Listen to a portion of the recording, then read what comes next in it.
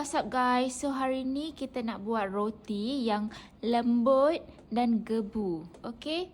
So proses yang paling penting adalah kita kena uli dough ni betul-betul. Okay, kita kena tumbuk sikit, keluarkan angin. Kita tak nak ada angin berkumpul dalam dough kita tu. Okay, kita kena uli lembut-lembut je. Uli dia.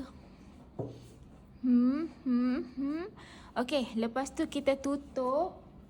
Kita tutup bagi dough ni rehat supaya dia boleh mengembang cantik. Okay, kita tutup dulu dengan kain. Biarkan dalam 1 jam. Okay, lepas 1 jam korang akan tengok dough ni cantik, kembang. Cukup yeast dia. Kembang, gebu. Okay. So korang uli lagi. Uli gentle-gentle je. Keluarkan angin sikit. Dia tambah tepung. Tambah sikit tepung. Tambah tepung lagi.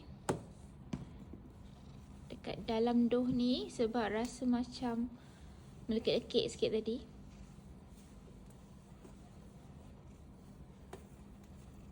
Tepung ni dia khas untuk buang kutu juga. Okay, dia untuk elak kutu dekat kita punya dough ni. Boleh tambah.